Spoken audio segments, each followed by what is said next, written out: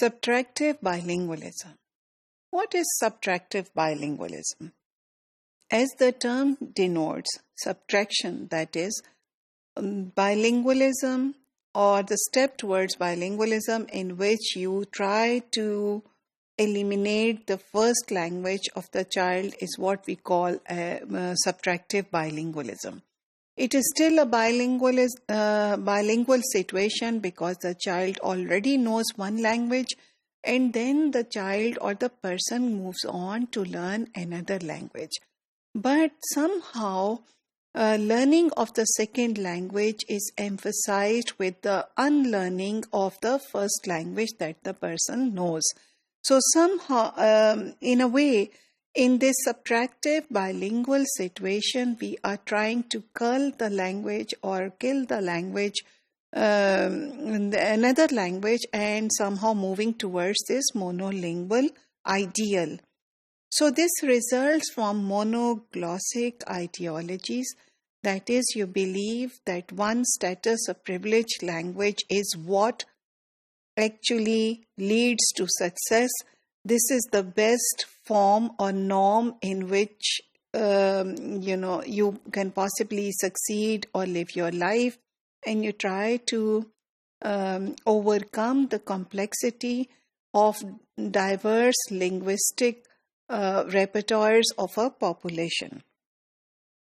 This leads to language attrition because whatever the policies are made at a higher level, they have an effect on us. For instance, if we are offered only jobs on the basis of our knowledge, yes, but also on the basis of the kind of linguistic capital we have in terms of our proficiency in one specific language, then we will try to ignore the other language which does not have any exchange value in the market.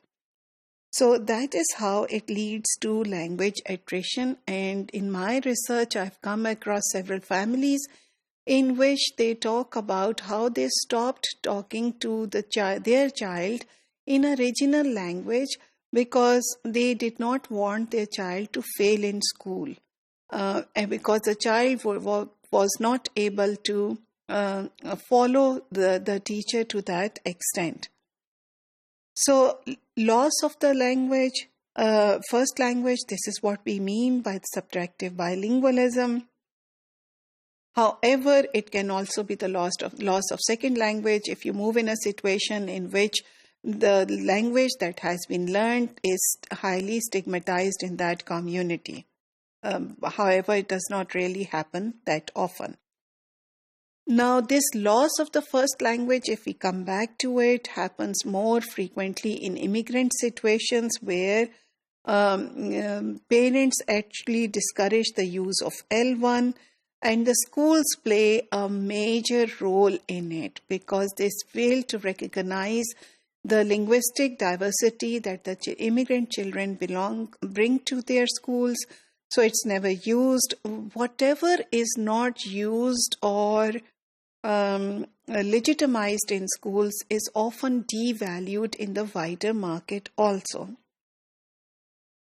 This emphasis on only one language, especially in language teaching, is based on, I would argue, this concept of behaviorism, which emphasizes that language learning is also habit formation.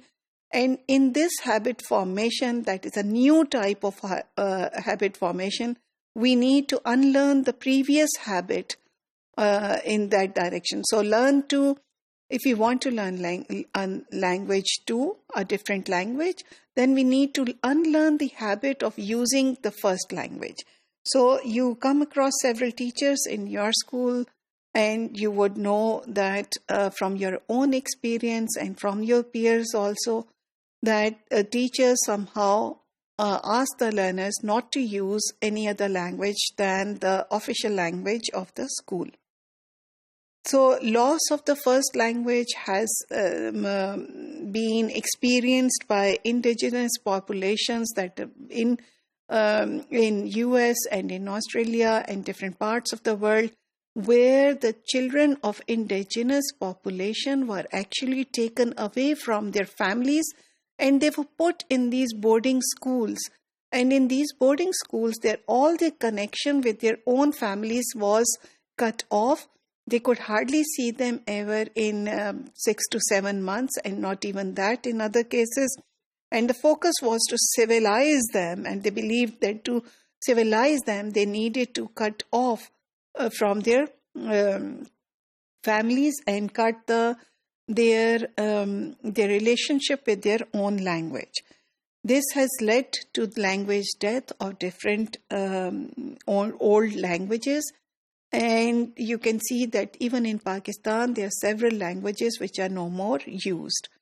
Coming to the context of Pakistan, as I said earlier, this is something that we very much experience when we look at our schools. Now, somehow the speaking of even Urdu, let alone Punjabi or Sindhi in schools, especially in private schools, which think themselves of a higher status, highly discourage the use of these languages. So even in Sindh, they would teach you Sindhi, and in Punjab, they would teach you Urdu, but and they accept that Punjabi is the language, but they would not allow any kind of translanguaging from these regional language, and they would focus on the language of prestige and status, that is English in Pakistani context or Urdu in a more national context. Having said that, it's not to say that learning a status language or a prestige language is a bad thing, because this is the very role of the schools to enable the learners to learn that standard high prestige language so the learners can function at a wider spectrum. However, these hegemonic ideas about English language or about Urdu language in other contexts need to be addressed, and other languages that the learners know should not be subtracted. So we should not move towards having a subtractive bilingualism, but we need to move towards additive bilingualism. And we'll see in a while what is additive bilingualism.